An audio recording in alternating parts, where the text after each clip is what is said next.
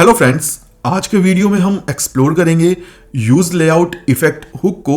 हम जानेंगे कि यूज लेआउट इफेक्ट हुक क्या होता है, कब हमें इसे यूज करना चाहिए और कब हमें इसे अवॉइड करना चाहिए।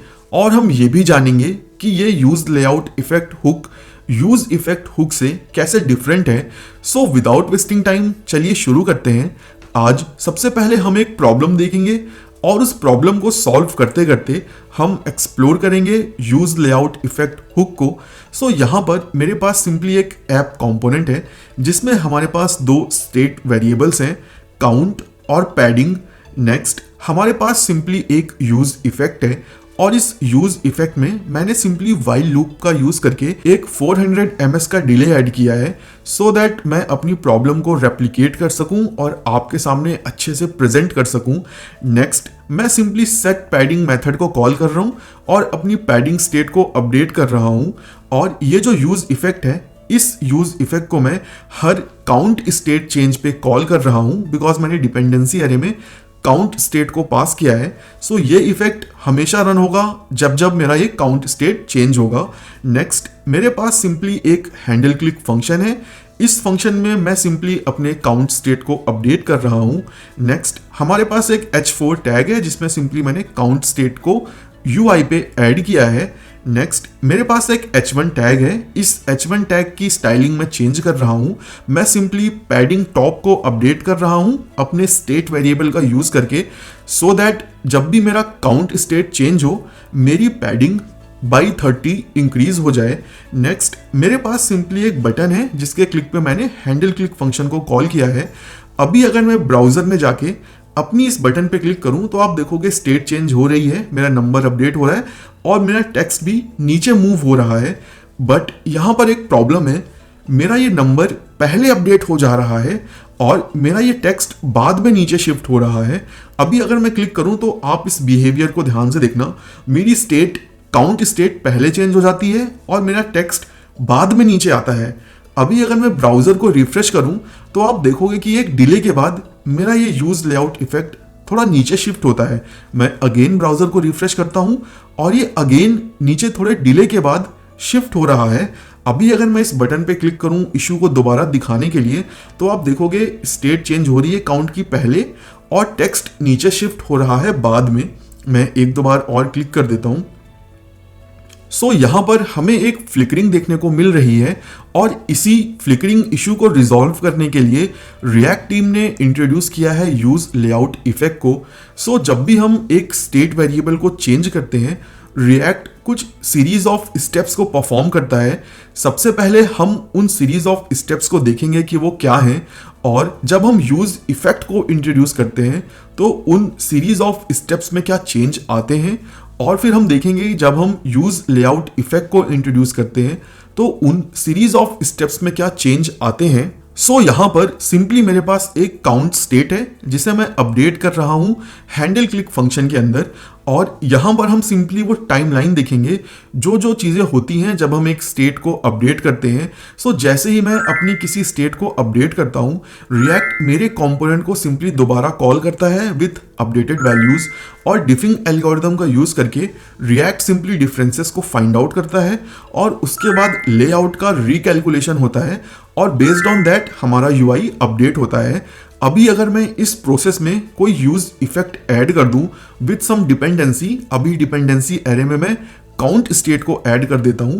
सो अब हम सीरीज ऑफ स्टेप्स तो देखेंगे बट हम देखेंगे कि उन स्टेप्स में क्या चेंज आते हैं। सो यहाँ पर होगा क्या, जैसे ही मैं अपनी स्टेट को अपडेट करूंगा रिएक्ट सिंपली मेरे कंपोनेंट को दोबारा कॉल करेगा विथ अपडेटेड वैल्यूज और इस बार मैंने यूज इफेक्ट हुक को ऐड कर दिया है with as a dependency count state. So जब मेरा ये यूज इफेक्ट एनकाउंटर होगा तो रिएक्ट तुरंत इस इफेक्ट को रन नहीं करेगा, वो इस इफेक्ट को शेड्यूल करेगा लेटर टाइम में एग्जीक्यूट करने के लिए या फिर लाइक एसिंक्रोनसली रन करने के लिए। नेक्स्ट जब मेरा यूज इफेक्ट की कॉल शेड्यूल हो जाएगी तो रिएक्ट सिंपली डिफिंग एल्गोरिथम का यूज करके सारे डिफरेंसेस को फाइंड आउट करेगा। देन अगेन लेआउट का रिकैलकुलेशन होगा और मेरा UI अपडेट होगा। जब मेरा UI अपडेट हो जाएगा उसके बाद जो मेरा यूज इफेक्ट की कॉल है वो रन होगी। सो इसी रीजन की वजह से यूआई पर मुझे फ्लिकरिंग देखने को मिल रही थी, बिकॉज जैसे ही मेरा काउंट स्टेट अपडेट होता था मेरा जो यूज इफेक्ट है वो शेड्यूल हो जाता था, और फिर जब यूआई अपडेट होता था उसके बाद मेरा यूज इफेक्ट रन होता था। अभी हम कोड में जाके इन स्टेप्स को एक बार परफॉर्म करते हैं। सो यहाँ पर हम कोड में आ चुके हैं।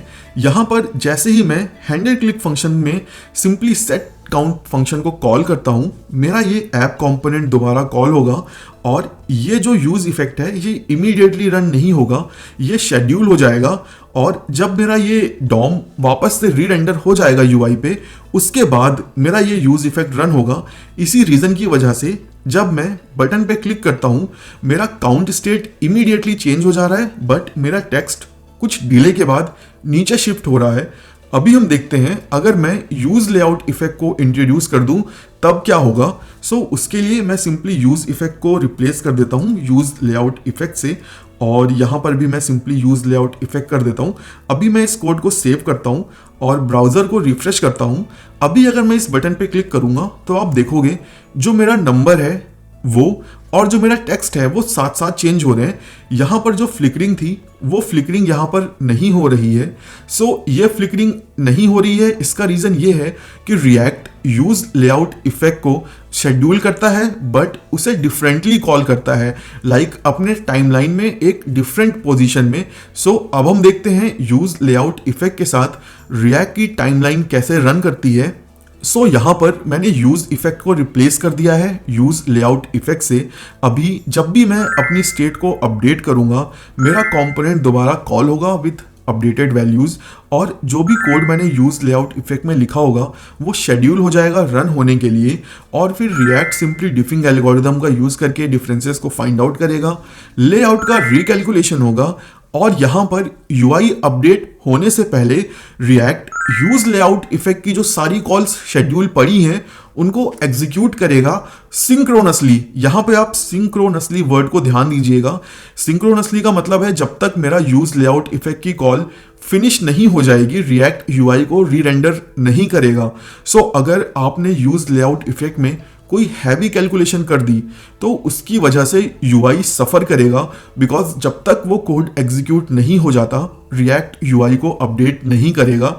सो यहाँ पर जैसे ही यूज लेआउट इफेक्ट में शेड्यूल किया हुआ कोड रन हो जाएगा मेरा यूआई अपडेट हो जाएगा। सो इसी रीजन की वजह से हमें फ्लिकरिंग देखने को नहीं मिल रही है, बिकॉज रिएक्ट लेआउट कैलकुलेशन के बाद सिंपली मेरा यूज लेआउट इफेक्ट में जो भी कोड है वो रन कर रहा है, और इसी रीजन की वजह से वो फ्लिकरिंग गायब हो गई है।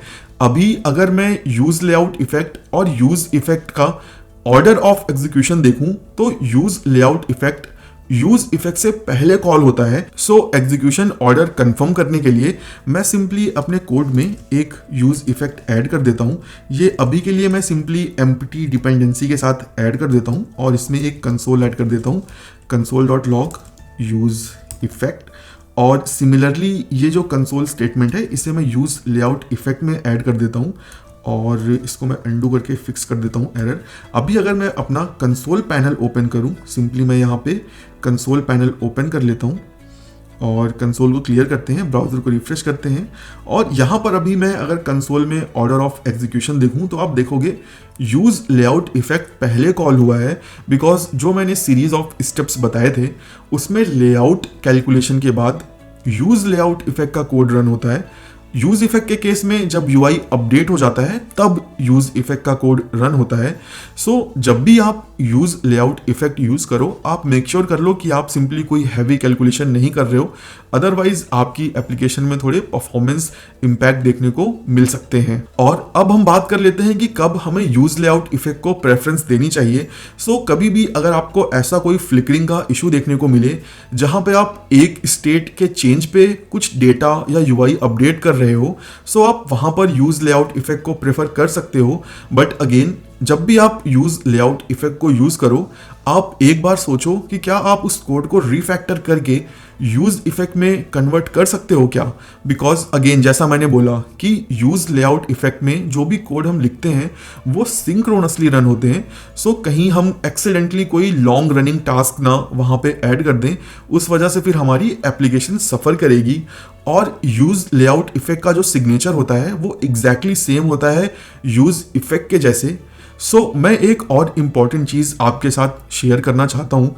अगर आप React 18 पे वर्क कर रहे हो और अगर आप एग्जैक्टली सेम कोड लिखोगे और यहाँ पर आप यूज़ लेआउट इफेक्ट नहीं भी यूज़ करोगे, यूज़ इफेक्ट लिखोगे, तो आपका ये कोड सिंक्रोनसली रन होगा। बिकॉज React 18 में React टीम ने यूज़ इफेक्ट में कुछ चेंजेस किए हैं। इन चेंजेस के बारे में मैं सेपरेट वीडियो में डिस्कस करूंगा, अदरवाइज ये वीडियो बहुत लंबा हो जाएगा। लेट मी नो इन कमेंट्स अगर अभी भी आपको कोई डाउट है यूज लेआउट इफेक्ट के बारे में।